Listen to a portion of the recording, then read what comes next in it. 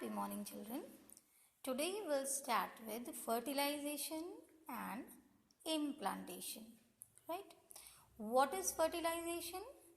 Fusion of male and female gamete to produce zygote.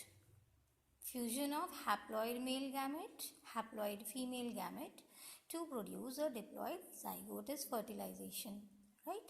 And after some time, after fertilization, the fertilized egg gets attached to the endometrial wall of uterus, and that process is called as implantation. What is the site of fertilization? Undoubtedly, fertilization occurs in the fallopian tube. Which part of the fallopian tube? Ampullary isthmic junction of fallopian tube. Ampullary isthmic junction means at the in between ampulla and isthmus part of fallopian tube. Okay. Now, during sexual intercourse, during coitus, male discharges semen, the fluid which contains the sperm, into the vagina. And what do we call that process? That is called as insemination. Right? So, insemination is the process by which male gametes are discharged into the female reproductive tract. Which part of the female reproductive tract? Vagina. And how they are being discharged? Through penis. From vagina, these sperms are motile. They can swim about with their tail. So, motile sperms pass through cervix, then enter uterus, and finally reach the junction of isthmus and ampulla of fallopian tube. Right? So, this only we will call as ampullary isthmic junction of fallopian tube. Okay? Now, the ovum, which is at secondary oocyte stage, recall the process of oogenesis. Secondary oocyte stage means the stage which has completed meiosis 1 and has stopped at metaphase 2 stage of meiosis 2. Meiosis 2 is incomplete. Right? So, the ovum or secondary oocyte released by the ovary is also transported to ampullary isthmic junction of fallopian tube. As soon as ovary releases egg, secondary oocyte, those are picked up by fimbriae, the finger-like projections of fallopian tube. Okay, fimbriae then pass it on towards infundibulum. Then from infundibulum, they pass through ampulla and then towards isthmus, and in between this only there is fertilization. The secondary oocyte, the ovum, the egg can be fertilized only within 24 hours after its release from the ovary. Okay, secondary oocyte retains its ability to fertilize till 24 hours after its release.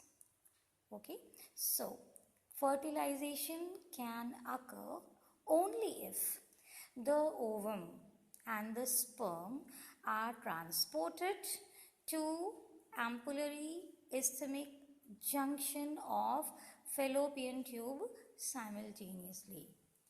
Right? If egg reaches ampullary isthmic junction of the fallopian tube, and within that time only, simultaneously only, if sperm also reaches this part of fallopian tube, then only fertilization can take place. And this is one of the reason that all copulations do not lead to fertilization and pregnancy. Why? Because there has to be synchrony between ovum release and transportation of sperm. If both are reaching the fallopian tube at the same time, then only fertilization can occur, right? So in order to study about fertilization, how is it being carried about, let us study about the structure of ovum, or the structure of egg, or the structure of secondary oocyte. I hope this thing is very clear to you all. Egg is released at secondary oocyte stage. So the same structure could be called as ovum, or it could be called as, it is at which stage? Secondary oocyte stage. And what is meant by secondary oocyte stage? The stage of at which meiosis 2 has stopped. Okay, so the egg, the ovum, the secondary oocyte in human beings is alecithal, right? So alecithal, the egg, human egg is alecithal. Alecithal means no yolk. It is without yolk. Okay, and this actually is a very important feature, because afterwards we'll study how is it helping in the division. Okay, the cytoplasm of the ovum or egg is called as ooplasm, and this has a large central nucleus. Within nucleus there is a nucleolus also, and it has no centriole, right? Secondary oocyte has no centriole, and this is one of the biggest reason that the meiosis 2 could not be completed in secondary oocyte. इसका खुद का centriole नहीं है, इसलिए ये spindle apparatus नहीं बना सक रहा है, and this is the reason that why meiosis 2 cannot be completed in secondary oocyte, right? So let us come back to the structure. There is a very large nucleus. Nucleus has a very large nucleolus, prominent nucleolus also, right? This is the ooplasm, the cytoplasm, right? And this red colored membrane, this is the plasma membrane, right? And just underneath plasma membrane there are some granules. And what those granules are called? Those are called as cortical granules. What is their function? We'll study very soon. Okay. Now, outside plasma membrane, there is another membrane, this dark colored membrane. And this is called as zona pellucida. Zona pellucida, right?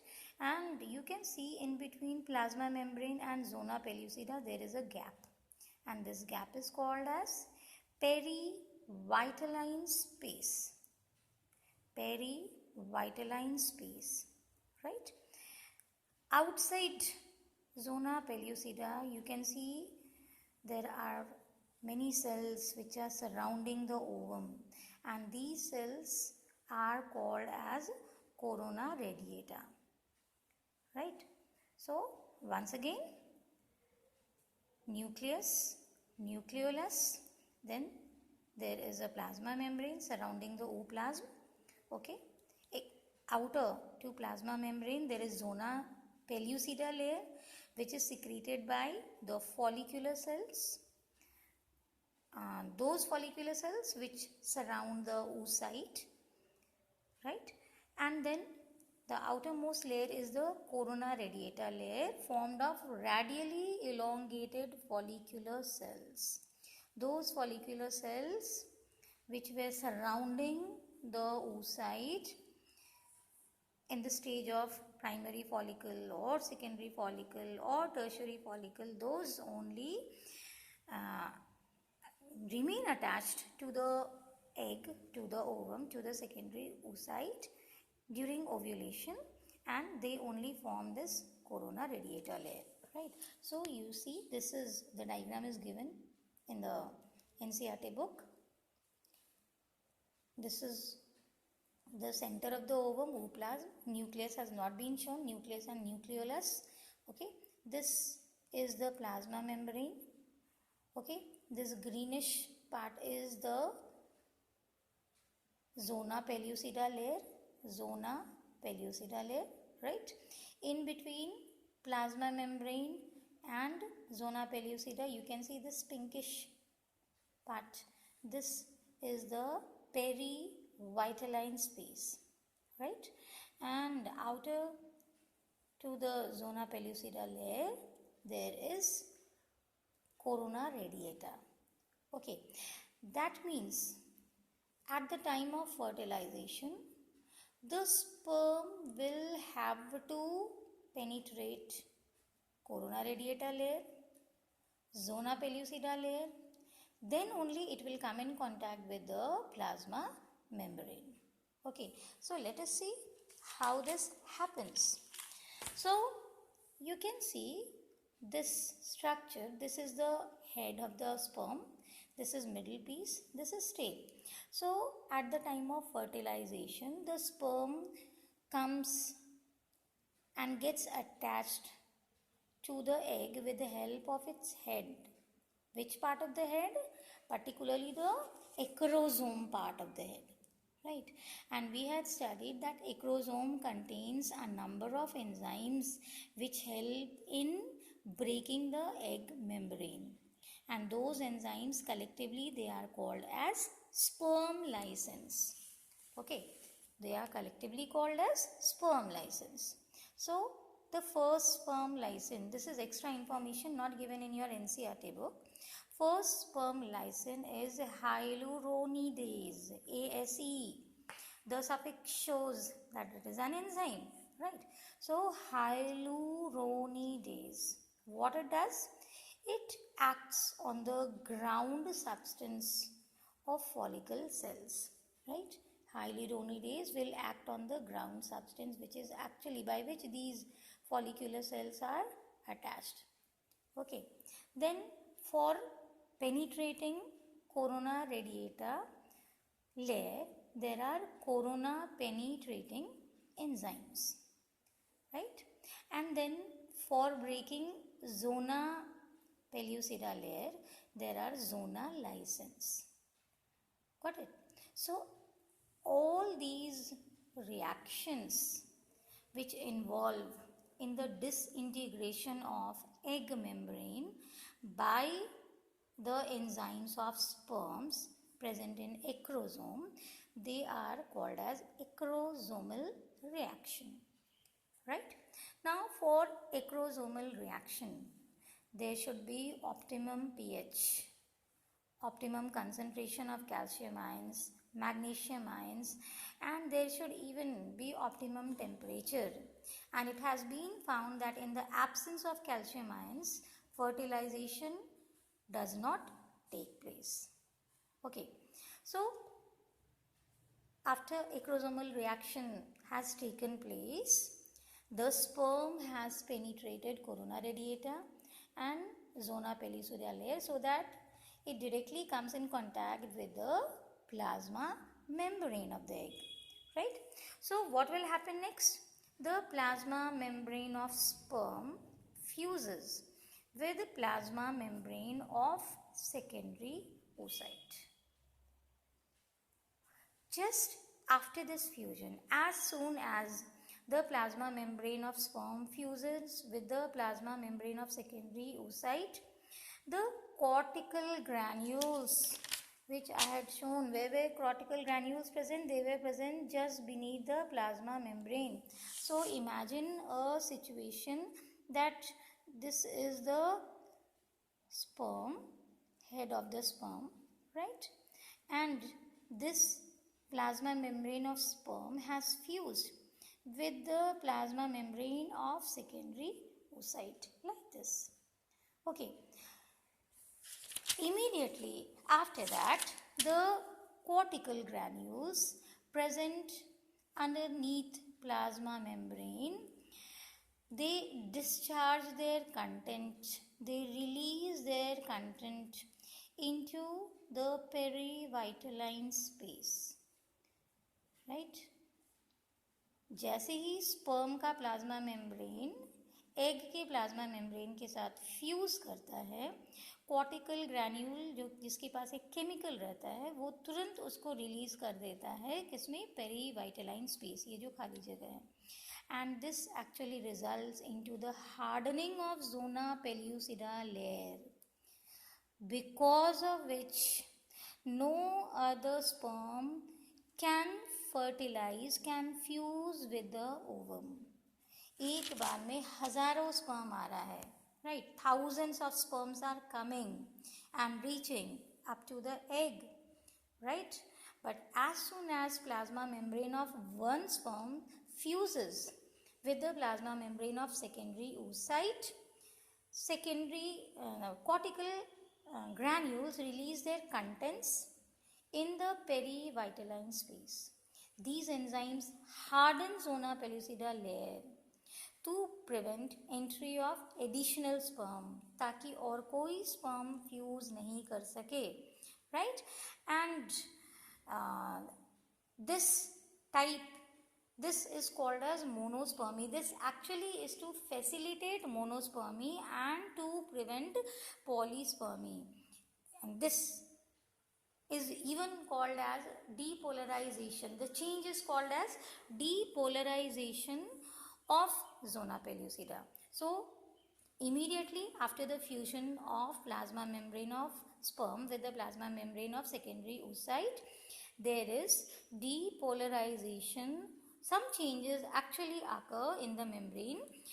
Those are referred to as depolarization of zona pellucida layer, and this actually ensures that only one sperm can fertilize an ovum, that is monospermy. This is to discourage polyspermy, fertilization of one egg with many sperm. Let me make this point very, very, very clear. Okay. And at the point of contact between the plasma membrane of sperm and the egg, the secondary oocyte, the egg, forms a cone-like structure called as fertilization cone, right? So I can show you this fertilization cone. You can see a cone-like structure has been formed at the place of contact, so that the sperm, contents of sperm can flow into the egg, right? This is egg.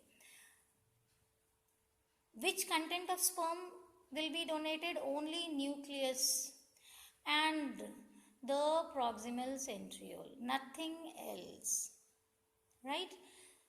Fertilization cone is formed at the point of contact by the plasma membrane of the egg, okay, and the contents of the sperm are being flown into the egg. So which content? Only the nucleus and the proximal centriole. Out of the two centrioles, the centriole which was towards the head. The proximal centriole of the sperm enters the egg, secondary oocyte, divides and forms two centrioles to form the mitotic spindle.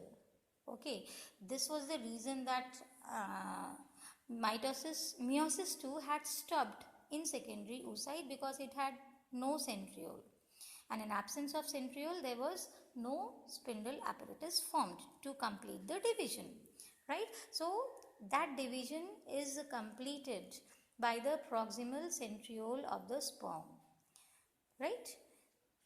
And as a result of completion of second meiotic division of the secondary oocyte, again two cells are formed, two unequal cells are formed.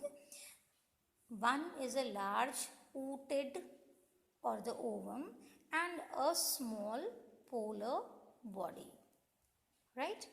Meiosis 1 had resulted in the formation of secondary oocyte and a polar body. Meiosis 2 will result in the formation of a large ooted and another polar body, and you all know that polar body has no role, so this polar body will disintegrate. So only large ooted, actually large ooted means only the nucleus of large ooted will be left. Okay, soon the haploid nucleus of sperm and haploid nucleus of ovum fuse together to form a diploid zygote, and this act only is called as fertilization, and this will be achieved in the ampullary ischemic junction of the fallopian tube. Next topic is sex of the baby. How is the sex of baby determined? See, in case of human beings, there are 6 chromosomes apart from normal chromosomes, apart from autosomes. So males have 44 autosomes and XY sex chromosomes. Females have 44 autosomes and XX sex chromosomes. This is known to us, this is nothing new, you people have studied it in standard 10 also. So male produces 2 types of sperms. How are sperms produced? By meiosis. Okay, so the sperms will have, since these are male gametes, so they will have half the number of chromosome. Male, the number of chromosome is 46. So sperms, the number will be 23. You can see 22 plus 1, 22 plus 1. Right. Half of the sperm receive X chromosome, half of the sperm receive Y chromosome. Similarly, in female also, number of chromosome is 46, and the egg which are formed after meiosis will have 23 chromosomes, and all the eggs are of one type only, they all carry X chromosome, right? Now there is random fusion between sperm and egg. Okay, so fusion between egg and X carrying sperm results into a baby girl, and fusion between egg and Y carrying sperm results into a baby boy. Okay, so who is responsible for the male child? Definitely it is father. Then why should females be blamed for giving birth to female child? They should not be. So being a student of biology, it is our duty to remove these myths from the society. Okay, so fertilization has taken place and sex of the baby is determined then and there only, as it is dependent on the random fusion of the gametes. The zygote soon starts dividing by mitosis, and here the mitosis, the rapid undergoing mitosis is called as cleavage, right? What is cleavage? The term used for rapid mitotic divisions. As a result, and as it is dividing, the zygote is even moving towards the uterus. Got it? Fertilization has taken place and zygote is not static. zygote एक जगह स्थिर नहीं है, वो move भी कर रहा है यूटेरस की तरफ. First division of the zygote occurs 30 hours after fertilization, and this zygote, the single cell zygote, now becomes a 2-cell structure, and what the cells are called? Cells are called as blastomeres. And since human egg is alecithal, human egg is without yolk, so the divisions are complete. क्योंकि अगर yolk होता egg में तो yolk उसको obstruct करता, mitosis को पूरा complete नहीं होने देता, और जो blastomeres बनता वो equal size का नहीं बनता. ठीक है, तो once again the first division of zygote occurs 30 hours after fertilization. Okay, second cleavage 40 hours after fertilization, so that अब कितना blastomeres हो गया? 4 blastomeres. The third cleavage occurs 3 days after fertilization, so that results into a structure with 8 blastomeres. By the end of 4th day, there is 4th cleavage, and that results into a structure with 8 to 16 blastomeres, right? And the resulted structure looks like a solid mass of cell called morula.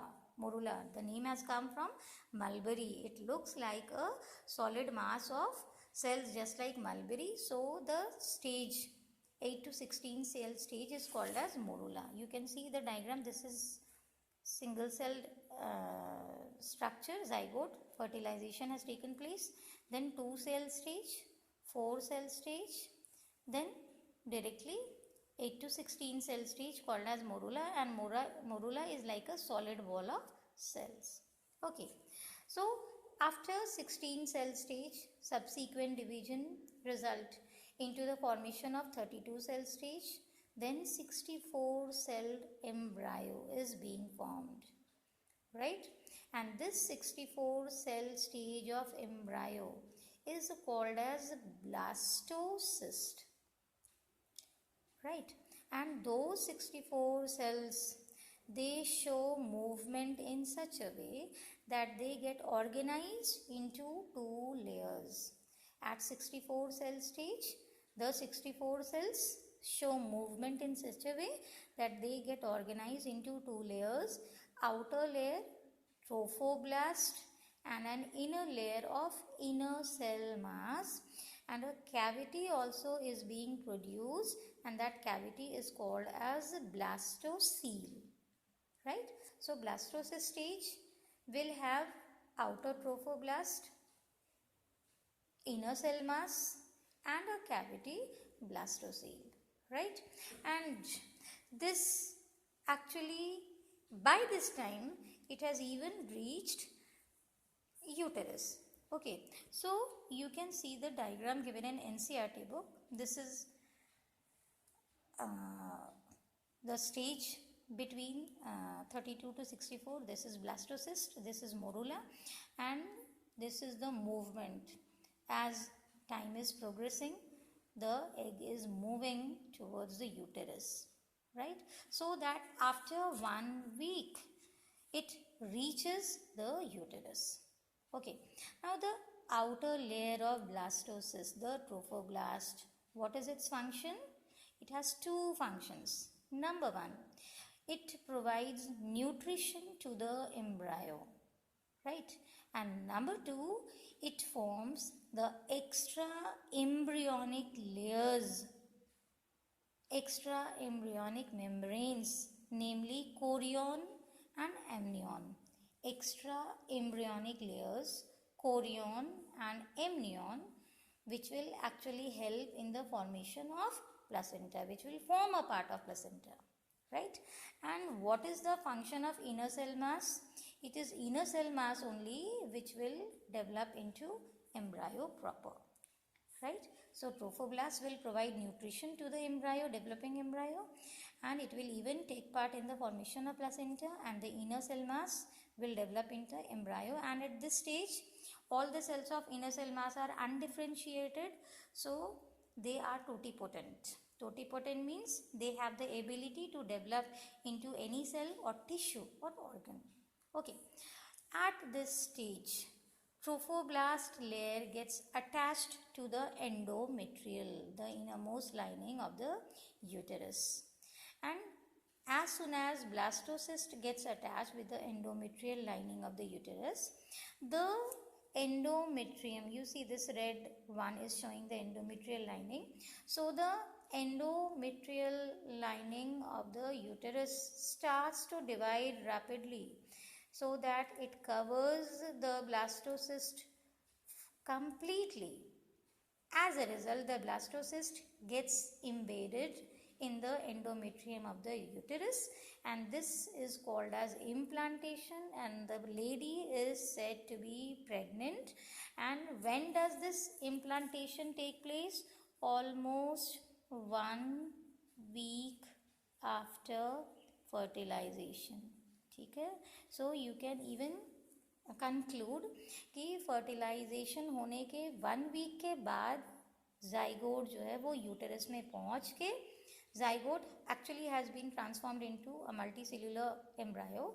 So after 1 week, it will get attached to the endometrial lining of the uterus. From which part? Towards the part where inner cell mass is located. And जैसे ही ये इसके साथ attach हो जाता है, now the lady is said to be pregnant, and this will develop inside the uterus till the 9 months, till it is being given birth, till it is delivered out of the body. Okay, so this is all for today. Thank you, children.